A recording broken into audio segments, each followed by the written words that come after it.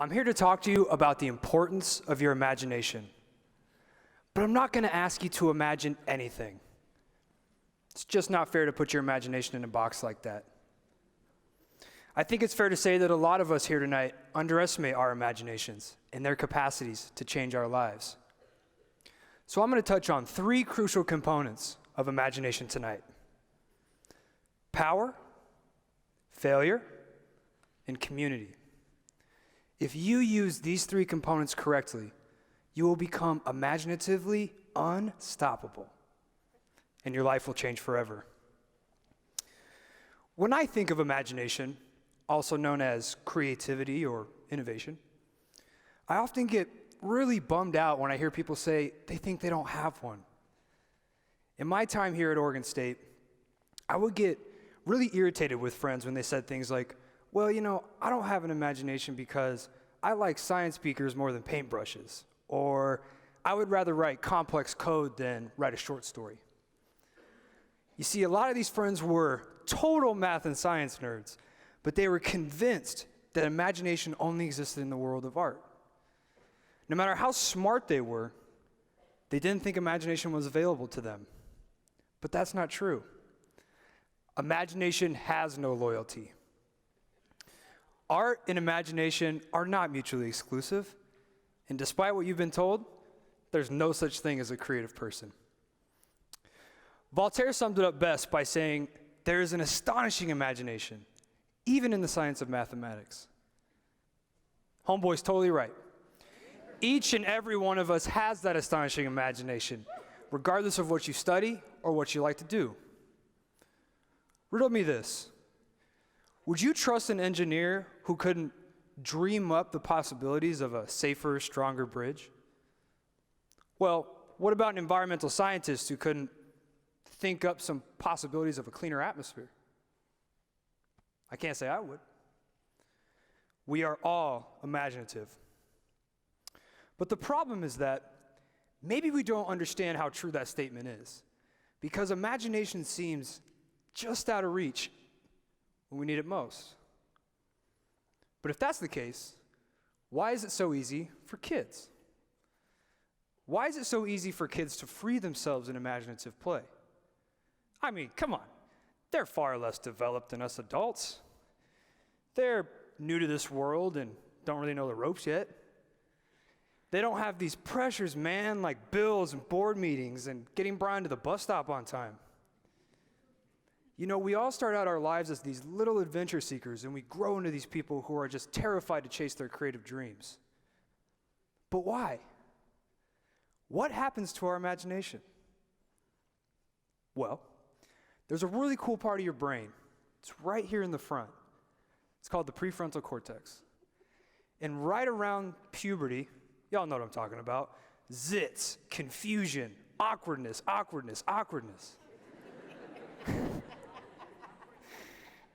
Around the age of 11 or 12, this area of the brain develops to help us with complex decision making. Now, some psychologists call this the 4th grade slump, and it's as dangerous as it sounds. When this area of the brain develops, kids are far less concerned with existing in these creative worlds that they've imagined. And now they're more worried about how they're being perceived by their peers. Does Brett like me back? Will Josie ask me to her birthday party? You guys know what I'm talking about. I'm not here to argue that being socially aware is a bad thing. Not at all. But, just like Star Wars,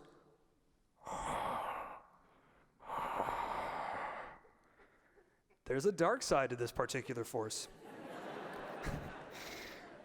There's a wonderful TED Talk about creativity in schools by an expert in education named Sir Ken Robinson. And in that talk, Sir Ken says that adults are afraid to be wrong.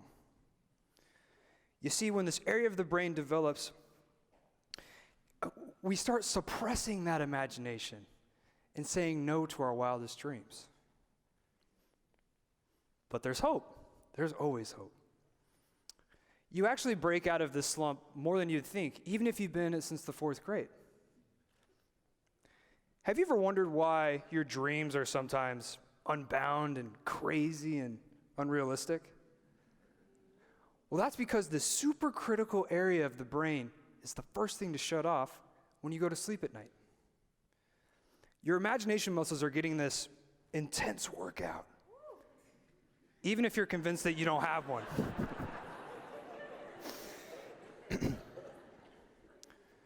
But it's important to recover this imagination when you're awake, too. Yeah, of course. Duh. And that's actually pretty easy, too. You just gotta play. What I mean by that is, think back to when you found your passion or fell in love with an activity. Remember how alive you felt? Remember how worry-free you were? That's the power I'm talking about. You didn't lose your imagination when you turned 11. You just stopped listening to it. I'm willing to bet that the kid version of you didn't care about messing up.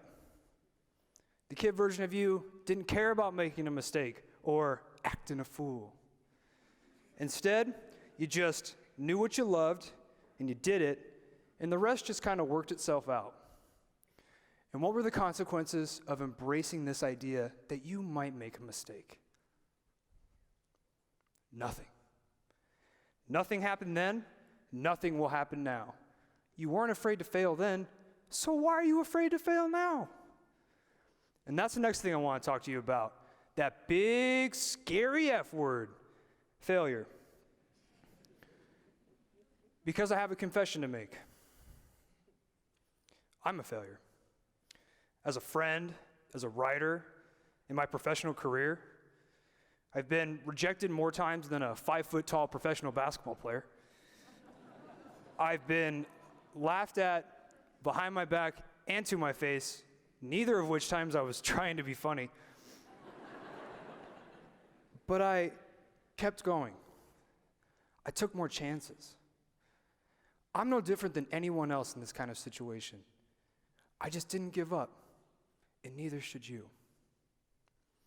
In the process of writing my first book, I found that the path was often very dark. But I told myself that if I were to endure that darkness, that someday it would lead to light. That someday it would be my day. Maybe that day is today. Now, J.K. Rowling said it best. It is impossible to live without failing at something, unless you have lived so cautiously that you might as well not have lived at all, in which case you failed by default. You see, failure allows you to see what's unnecessary. So I encourage you to fail. I encourage you to be vulnerable. Vulnerability is harsh, real harsh, but it's one of the best teachers that we have. It is the water to our roots that helps us blossom. You shouldn't let the fear of failure keep you from imagining and acting on that imagination. It will not be easy, I promise, but I also promise you that it will be worth it. I got 2 quick stories for you of people that maybe you've heard of. The book Kerr, the horror novel. You guys hear that? Right. So Stephen King threw his working copy of Kerr in the trash before saying, after all, who wants to read a book about a poor girl with menstrual problems? His wife, Tammy, bless her soul, scooped it from the trash, slapped it on his desk, and said, Steve, finish that. Maybe use Stephen, I'm not sure.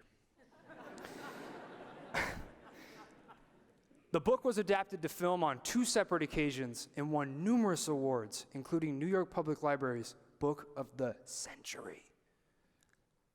Not bad, Steve. Toy Story 2. You guys have heard of both of those? Everyone has.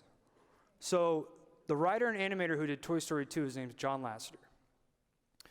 9 months before Toy Story 2 was set to release, and mind you, these films take years and years of commitment in producing. But 9 months before it was set to release, Lasseter and his team scrapped it, the entire thing.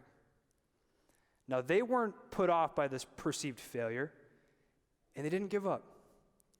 And as a result, Toy Story 2 was the first ever Pixar sequel, and it later won the Golden Globe for Best Motion Picture. The key to success in both of these instances brings me to my final point about imagination, the importance of community. Where Stephen King had his wife and John Lasseter had a skilled team of animators and creators, you too must find that support system. A group of people that will tell you when it's really rad, when it kinda sucks, but will stand by you no matter what as you struggle, because you're going to struggle. It's just part of it. Finding those like-minded people, even if you don't have the same interests, is so critical to making your imagination come to life. And just as we must embrace failure, we must also embrace criticisms from these people and use them to help us grow. When my first book was still a concept, I read it to my closest friends. They laughed along with the wonky rhymes and the wacky illustrations. They liked it, I could tell. But they were also the ones who were encouraging me to take it just a step further, and a step further, one more. And eventually, it led to the next level. The idea started in my head, but I have a great team of family and friends and partners that picked me up along the way when I fell down, and who told me to shut up when I thought things like, well, maybe this is just another dumb idea. Howard Schultz once said, when you're surrounded by people who share a collective passion around a common purpose, anything is possible. Now, I was blessed to find a lot of those people here at this damn fine university. Thanks. But you can find that support system anywhere. There's a sociologist named Ray Oldenburg who developed this really dope theory about meeting in third places. Now, the third place exists somewhere between the first place, which is your home, and the second place, which is your place of work. Embrace or start conversations with unknown people in unfamiliar places to you. Maybe that unfamiliar place is a coffee shop you haven't been to yet, or a rec sports league on the weekends, or maybe it's a speed dating event. I'm not sure. Take a chance. What do you have to lose? You'll surprise yourself, I promise. And the surprises that you find in these third places will lead to exchanges that you don't expect with people that you just met, and that will change the way that you think about everything. So far, we've covered the power of your imagination, the importance of failure, and the benefit of a strong community. And beyond all that, your imagination isn't just necessary for putting your best creative foot forward. It's necessary for living a better life. Show of hands. How many people know someone or has been in a bad relationship? Quite a few. Well, the decision to leave that toxic situation behind starts with imagining that you can have something better. How many of you have wanted to work out more or study harder? I know there's a lot of students here. I see you. Or what about quitting smoking? Every single change we wish to enlist in our own life starts in your imagination. But if you act on it, it will present you countless opportunities to grow and find real fulfillment. There's something quite miraculous that everything you see around you, every single day of your life, started in someone's head. This clicker, all the chairs you're sitting in, these lights, every single thing you see around you started in the head of someone whose imagination is no better and no worse than yours. You are all imaginative, and your best ideas start up here in your imagination, the infinite source of possibility. Imagine that. Thank you.